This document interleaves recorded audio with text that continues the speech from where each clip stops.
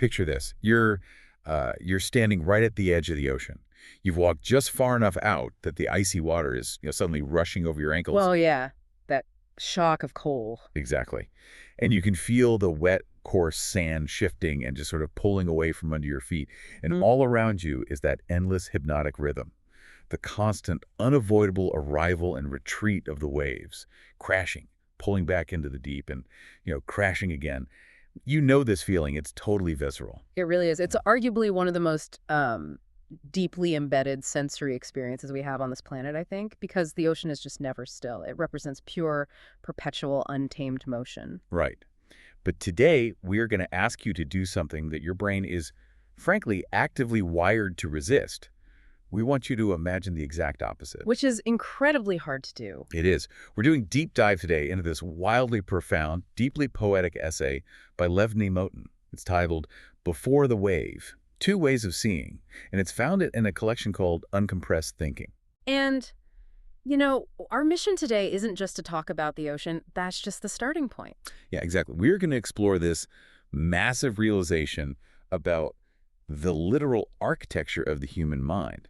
And hopefully by the time we finish this deep dive, you're going to discover which of the two fundamental forces of human thought you actually possess. So to get to that discovery, we really have to start by completely stripping away everything you take for granted. We have to wipe the cognitive slate clean, just to uncover the mechanics of how human beings actually process reality, like before we even realize we're doing it. Okay, let's unpack this. Because trying to actively not know something you already know feels like, I don't know, a bizarre mental gymnastics routine. It's a huge paradox, yeah. Right. So let's go back to that mental image of the beach. You're standing there, ankle deep. Nimotin asks you to imagine not just a calmer sea, but a sea that is entirely, impossibly still. Completely flat. Yeah, totally flat, like a sheet of dark glass, untouched by a single breath of wind, totally silent. He describes it as though the concept of motion itself had not yet been invented. And that phrase right there, that is the key to unlocking this whole philosophy, as though motion had not yet been invented. That's such a heavy thought. It is, because he isn't asking you to, recall a pleasant memory of a lake on a quiet summer day. He's asking you to perform this radical, deliberate act of unknowing. Unknowing. Yeah, he wants you to take away the wind, sure. But more importantly, he wants you to take away your own prior knowledge of what a body of water is even supposed to do. Which, when you actually try to do it right now, is maddeningly difficult. I mean, your brain keeps trying to fill in the blanks. Because human brains are essentially prediction engines. Right. We are constantly pulling from this massive database of past experiences just to anticipate the next second of our lives. So standing before that imagined perfectly flat ocean, you have to force yourself to encounter it as a mind, seeing it for the very first time in human history. No memory of a wave crashing at all. Exactly. No learned expectation of the tide slowly coming in. Absolutely no scientific answers waiting in reserve in your prefrontal cortex. I was trying to figure out how to visualize this state of unknowing earlier, and it actually reminds me of early humans looking up at the night sky, thousands of years before the invention of constellations. Oh, that's interesting. Right, because when we look up at the stars now, we instantly see Orion's Belt or the Big Dipper. Yeah. We literally can't help it. The pattern is pre-installed in our cultural hard drive. Yeah, you can't unsee the shape once you know it. Exactly. But for those early humans, it wasn't just that the sky was empty of those imaginary lines. It was the total lack of the concept of the pattern itself. Like the dots were just dots. That is a phenomenal analogy, because when you successfully remove that installed pattern, when you scrub the memory of the wave from your mind, you are left with this terrifyingly blank canvas. Completely blank. And from that imagined, profound stillness, Nimotin points out that a question naturally arises. A question that seems really simple to us now, but is absolutely enormous in its cognitive implications. And what is that question? What would happen if a steady wind began to blow? What would happen if a steady wind began to blow? I mean, sitting here today, that sounds like a question from a middle school physics pop quiz. To us, yes, it's elementary. I mean, we understand fluid dynamics, friction, kinetic energy. Sure. But this raises an important point. How did we get the answer in the first place? Nimotin really highlights the deep philosophical weight of this exact moment in human evolution. Because someone had to do it first. Exactly. There is something intensely marvelous in that simple question because while it requires zero effort for us today, it had to be incredibly difficult for someone once upon a time. Right, there had to be a first. Someone, somewhere, had to be the literal pioneer of cause and effect. Precisely. There had to be a first human mind that stood before a kind of motion that was not yet understood. A mind that existed in a gap before cause and effect, before physical form and the laws of physics had fully joined together in human thought. Wow. That mind had to stand before a perfectly still reality and dare to ask what the world was going to do next without any past data to rely on. It gives me goosebumps, honestly, just thinking about the sheer audacity of that first human mind to just demand an answer from the stillness. It's incredible. And the realization Neimotin comes to, standing in that water, is that human minds aren't just different in their degree of intelligence. Like, it's not just a sliding scale from smart to genius. No, not at all. They are entirely different in kind. Yes. He proposes a fundamental structural split in the architecture of how we think and how we encounter the world. The essay includes this striking visual to illustrate the split, which I actually find incredibly helpful. It's an image divided right down the middle by a glowing beam of light titled Two Ways of Thinking. It's a great visual anchor. It really is. Yeah. On the left side of this divide, you have exactly the scene we were just building, a dark, perfectly calm sea beneath a starry sky. And hovering over that stillness is the word predicting. And this represents the first fundamental kind of mind, the predictor. These are the thinkers who can stand before that silent, untouched surface and see something that isn't actually there yet. Here's where it gets really interesting because, I want to push back on this terminology just a little bit. Okay, go for it. When we throw around the word predicting in daily life, aren't we usually just talking about someone making a really good, highly educated guess? That's how we normally use it, yeah. Right, because if I walk outside, see dark storm clouds gathering, and say, I predict it will rain, I'm not really a visionary. I haven't done anything special. I'm just recalling a weather pattern I've seen 100 times before. I'm relying on the constellation, to use my earlier analogy. That is a vital distinction to make, and it's exactly why Neimotin's concept of the predictor goes so much deeper than just guessing or, forecasting. Okay, so how is it different? What's fascinating here is that the true predictor mind isn't using past data to extrapolate a future event. Remember the parameters of our thought experiment. We are in the state of total unknowing. Oh, right. No constellations, no past waves. Exactly. There are no storm clouds to read. There is no past data about waves to pull from at all. Wait, let me wrap my head around that. If they have zero past data, zero physical evidence that a wave has ever even existed, how on earth are they seeing it? Like, what is the mechanism there? Neimotin writes that they see not with the eyes, but with the inner structure of thought. The inner structure of thought. Yeah.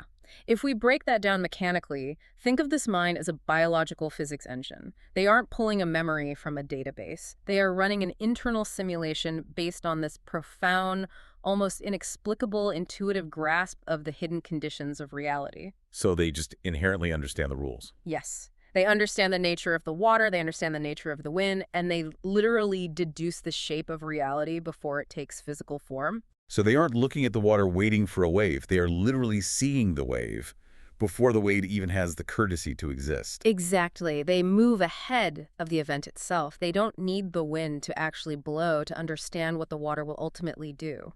Wow. They are the true discoverers, the ultimate visionaries. They live right on the very edge, that frontier where mere possibility translates into foresight. They reach into what has not yet happened. It's like they possess a flawless architectural blueprint for a house that hasn't even been funded or built yet, but they can already walk through the rooms in their mind. They know exactly where the stairs are. And crucially, they are totally comfortable in that purely theoretical space. They actually thrive in the stillness and the darkness beneath that starry sky, looking at the flat water and sensing the massive potential energy just waiting underneath. They don't need the physical proof to know they're right. Not at all. But, here is the inherent problem with the visionary mind. A wave doesn't just exist as potential energy in someone's head forever. You can't live in a blueprint. Right. Eventually, reality happens. Exactly. Eventually, the wind actually does blow. The surface of the water responds. The reality physically manifests, the wave crashes, and it hits us. Hard. And that physical, violent impact of reality requires an entirely different kind of cognitive architecture to process it. Because the visionary is too busy looking at the next blueprint. Pretty much. The visionary mind, the predictor, often isn't equipped to deal with the messy physical aftermath of the very thing they predicted. Which transitions us perfectly to the right side of Nemoten's visual. The light pierces through the middle, and suddenly we are looking at a bright, turbulent, incredibly stormy sky. And right in the center of the image is this massive, violent, crashing wave frothing and breaking. And the word labeling this side of the human mind is solving. Enter the solver. These are minds of equal brilliance to the predictors, but of a completely fundamentally different nature. The text notes that these minds might not begin by leaping beyond the visible, right? Like they probably aren't the ones standing at the flat water spending hours imagining what the wind might do. No, they're probably bored by the flat water. Right. But once something actually enters the physical world, once it makes a sound, once it moves, breaks, collides, shines, or catastrophically fails, they take hold of it with a power that is just staggering. Because they are the ultimate masters of the materialized world. When the wave rises and threatens to drown us, they don't retreat into theory. They meet it head on. They dive right in. They do. They follow the event faithfully. They penetrate it, resolve it, explain it, and ultimately solve whatever physical problem it has become. I want to make this super concrete because the philosophy is beautiful, but I think it really helps to see it in action. Think about it like the dynamic between a theoretical physicist and an applied engineer. Oh, that's a brilliant way to frame it. Right, because the theoretical physicist is the ultimate predictor. They are sitting in a quiet, purely theoretical room, doing incredibly complex math on a chalkboard. And based purely on the inner structure of those equations, they declare a completely invisible, undetectable subatomic particle must exist. With zero physical proof. Zero physical proof. Yeah. They just saw the wave before it existed. They reached into the darkness and described what had not yet happened. But, the physicist is stuck there. They have the math, but they lack the tools to pull that particle into the light. Exactly. And that is where the applied engineer, the solver, steps in. The physicists dreamed up the particle, but they have absolutely no idea how to actually capture it in the real world. The messy real world. Yeah. The engineer looks at the messy, crashing wave of physical reality and says, okay, to isolate this theoretical thing you've dreamed up, I need to design a 17-mile-long superconducting particle accelerator under the Swiss Alps, cool it to near absolute zero, and smash protons together at the literal speed of light. And the beauty of the solver mind is that they don't just say it. They actually go and build the machine. They really do. They figure out the concrete, the wiring, the cooling systems. They take the physical manifestation, the collision, the braking, the shining, and they penetrate it. They optimize it. They master it entirely. If you look closely at society, we actually tend to pit these two minds against each other all the time. We create this totally false hierarchy. Oh, constantly. Visionaries often look at solvers and think, you're just pedantic bean counters. You completely lack imagination. And the solvers look at the visionaries and think, you're useless head-in-the-clouds dreamers who don't know how to actually build anything. And if we connect this to the bigger picture, this friction really highlights Nemoten's most crucial defining revelation. He states it explicitly to shatter that false hierarchy. Neither mind is higher, and neither is lesser. It's a complete leveling of the intellectual playing field. It has to be, because they operate in totally different, mutually exclusive domains of reality. One reaches toward reality before its appearance. The other masters reality in its appearance. That's a great way to put it. One lives in the silent frontier where possibility becomes foresight. The other lives in the turbulent present where reality, once it actually manifests, finally yields its inner mechanical laws. The survival of the world absolutely asks for both. Because without both functioning in tandem, humanity is completely stuck. Nemoten poses this brilliant rhetorical question. What is discovery without the power to unfold and complete it? It's nothing. Right. The physicist's subatomic particle is literally just chalk dust on a board forever without the engineer's machine to prove it exists. The vision dies on the chalkboard. And conversely, what is an explanation, no matter how mechanically brilliant, without someone first daring to ask what lies beyond the still surface? The engineer has absolutely nothing to build, no accelerator to design, no problem to solve, unless the visionary first stares at the empty space and says, I predict there is something hidden here. I see what you mean, because one mind has to reach into the void of what hasn't happened yet to pull the idea out, while the other mind receives what has happened and absolutely refuses to let it remain chaotic or opaque. They refuse to let reality remain a mystery. Which brings us to the most beautiful concept Nemoten introduces in the essay, the idea of complementarity. He notes that standing there in the ankle-deep water, feeling the crash of the ocean, he was struck by a quiet amazement at the architecture of the human mind. Because nature, or biology, or God, depending on how you personally view the universe, does not distribute cognitive gifts in one single uniform pattern. It's decidedly not a one-size-fits-all brain. We aren't all supposed to be the same. Far from it. It is entirely by design that we are fundamentally different. There's a deep structural complementarity at play, as though human cognition itself was deliberately forged into living forms designed to meet reality at completely different moments of its arrival. So what does this all mean? For you, the person listening to this conversation right now, we want you to take a moment and genuinely reflect on your own life. Look closely at your career trajectory. Look at your relationships. Look at how you handle your daily crises. Are you the one standing by the still water predicting the wind? The visionary. Yeah, are you the visionary who senses where an industry or relationship is going months before the hard data actually proves it? Or, are you the solver? Are you the one who maybe didn't see the crisis coming, but the second you dive headfirst into the crashing wave, the broken system, the chaotic aftermath, you immediately understand its physical power and know exactly how to fix it? Understanding which specific architecture your own mind possesses is incredibly empowering, obviously. But I think the ultimate deeper takeaway here is actually about the person sitting next to you. The other half of the equation. Right, the person who works down the hall, who attacks problems completely differently than you do, and who probably frustrates you sometimes. The world is intrinsically meant to be both predicted and understood. It is meant to be both discovered and solved. Yes. By recognizing that these are two distinct, equally necessary architectures of the mind, you can finally see the profound value in the opposite approach. The predictor desperately needs the solver to make their visions real. And the solver desperately needs the predictor to give them a direction to build toward. Neimotin sums this up gorgeously. He writes, "The wind begins, the surface answers, the wave appears, and somewhere one mind had already seen it coming. Somewhere else, another was already prepared to understand it fully." That's just beautiful. It is. Working together, they ensure that whatever event, whatever danger, whatever new pattern or truth is waiting in store for humanity, there are always minds perfectly prepared to meet it. Leaving less and less of the human experience in darkness, that is just, it's such a stunning, optimistic way to look at human collaboration. I completely agree. Instead of arguing about who is smarter or whose approach is right, we're actually just attacking the darkness of the unknown from two different points in time, before the event and after the event. And by attacking it from both sides of time, they make it exponentially harder for reality to remain hidden from us. That complementarity is the ultimate triumph of human cognition over chaos. It truly is a triumph. Let's trace our steps back to where we started this journey. We asked you to step out onto the beach, into the freezing ankle-deep water.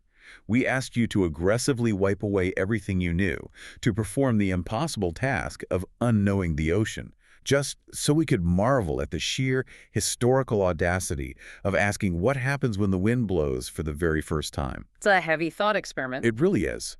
Through Neimotin's incredibly poetic lens, we've explored these massive dual forces: the predicting mind that runs the silent simulations to imagine the unseen wind, and the solving mind that steps up to master the violent reality of the crashing wave. Two living forms of thought, perfectly designed by nature to conquer reality. A grand, intricate design of complementarity. And whatever your specific way of seeing the world happens to be, it is an essential, irreplaceable half of that grand design. You are cognitively equipped to handle a very specific, necessary moment of reality's arrival. But as we leave you today, there's one more layer to this philosophy, a thought that builds directly on this perfectly balanced, deeply human equation. If the survival and expansion of human knowledge has always relied on this delicate partnership, the predictor imagining the unseen void and the solver dissecting the physical crash, what happens to that balance as we increasingly hand over our thinking, our coding, and our writing to artificial intelligence? Ooh, that is a massive question. Right. What exactly are we building right now? That might genuinely be the ultimate philosophical question of our current era. Are we just creating the world's ultimate, unassailable solver? A machine with practically infinite capacity to ingest and process the waves of data we've already seen, to master the appearance of the physical reality we've already generated? Or is it possible that a machine could ever truly stand before the still water in a state of true, unprogrammed unknowing and successfully imagine a wind that hasn't blown yet? Next time you stand at the edge of the shore and feel the cold water rush over your feet, ask yourself, which mind is watching the wave?